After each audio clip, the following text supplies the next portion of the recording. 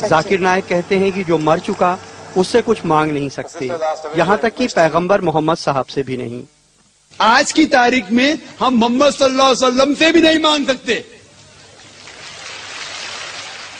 बाकी लोग को तो छोड़ो, संत और बाकी बाबा लोग को छोड़ो, मोहम्मद सल्लल्लाहु अलैहि वसल्लम को भी मानना हमारे लिए हराम है।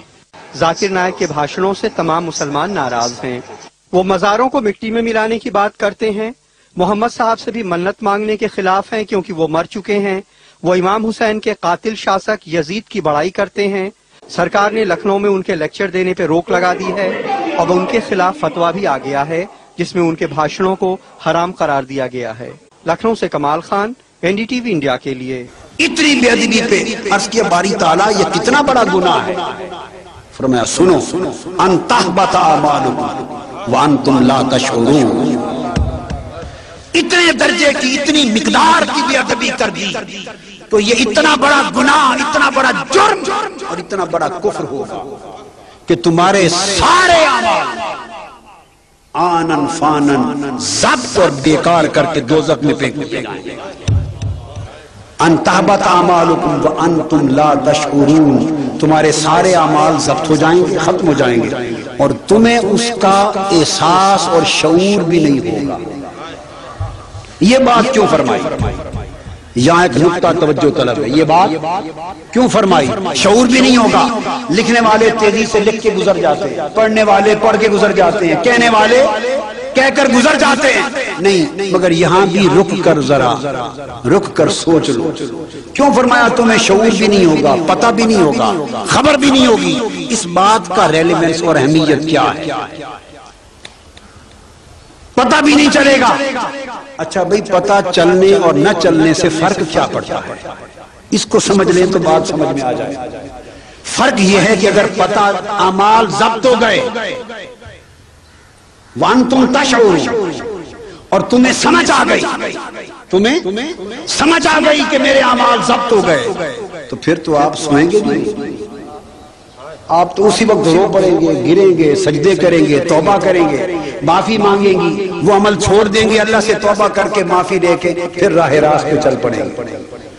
अगर पता चल जाए तो उसका फायदा ये कि मेरे अमाल तो सारी जिंदगी के बर्बाद हो गए। जिसको ये पता चल जाए वो मुसलमान आराम से सोएगा, एक रात भी निकालेगा नहीं। वो तो गिड़गिड़ाएगा, रोएगा, चीखेगा, मार मरेगा, तौबा कर लेगा, और जब तौबा करेगा अल्लाह माफ कर देगा। जब तौबा कर लेगा अल्लाह उसका वतीरा है, माफ कर देगा।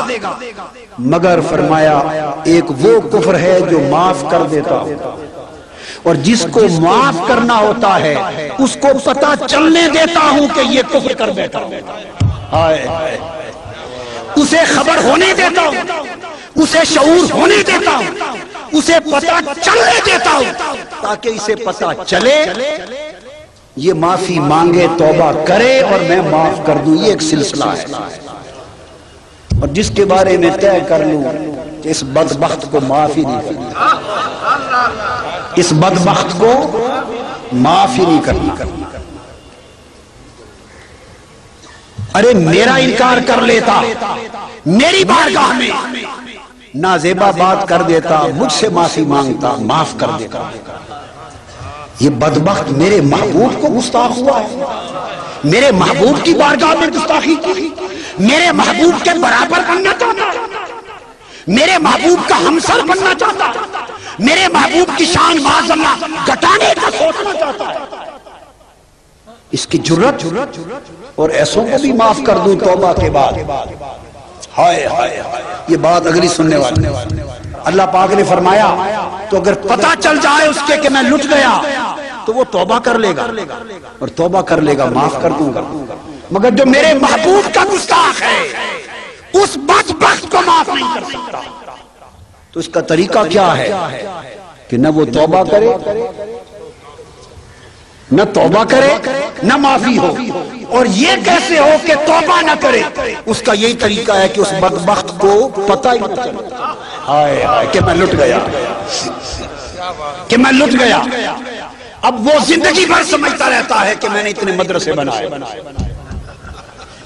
इतनी मस्जिदें बनाई, हुजूर की सुन्नत पर अमल पैरा हूं, इतने हज किए, इतने उम्रे किए, इतनी नेकी की, इतनी तबलीग की, इतने जिहादों में शरीक हुआ, उम्र भर खुश है, घमंड में है कि इतने अमाल मेरे पल्ले। उसे खबर ही नहीं कि बदबख्त पल्ले कुछ भी नहीं, तू तो लुट गया।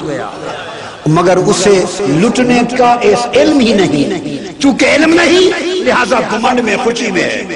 जब उसके लुटने का इल्म नहीं लिहाजा तौबा भी नहीं, और तौबा नहीं तो माफी नहीं। ये यकलख पता चलेगा जब आंखें बंद होंगी और कब्र में फरिश्ते आके उठाएंगे, मा कुंता तक़ूलु फ़ी इत्तिहाज़ रजुल मुहम्मद, फरिश्ते उठा के पूछेंगे बदबख्त